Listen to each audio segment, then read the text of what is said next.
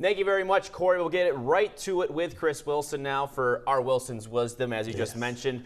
Michigan State, Chris. Right.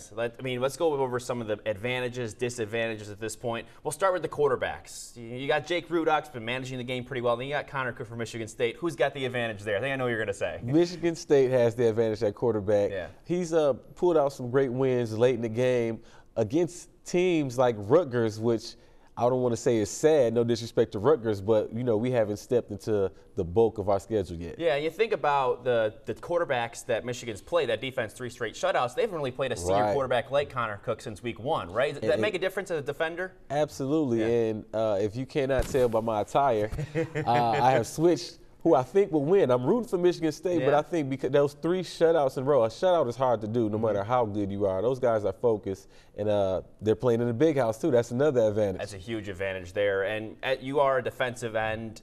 As a defensive end, and you see some of the injured linemen, you know, Michigan State has Jack Conklin coming back. Jack Allen's going to be out.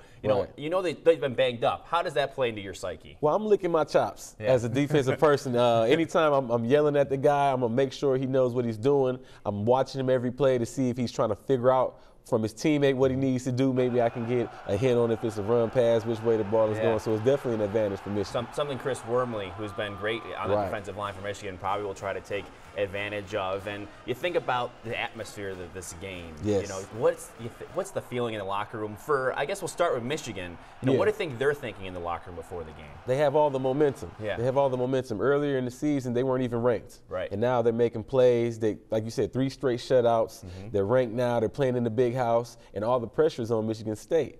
Michigan State has to stay calm, and they have to come out and perform, but they have to do it within the reins of the defense and the offense, and not put on too much pressure, but still be able to put on a good performance. Do you think there is some pressure on Michigan State in the locker room? Absolutely. Do they have the underdog role, do you think? They should. Are they playing with that chip on their shoulder? We'll see. We'll find out. They need to. So you're picking Michigan. What's the final score? Michigan 21-10. All right. We'll see what happens. Thank you so much, Chris, for joining us today. Let's go back to Corey.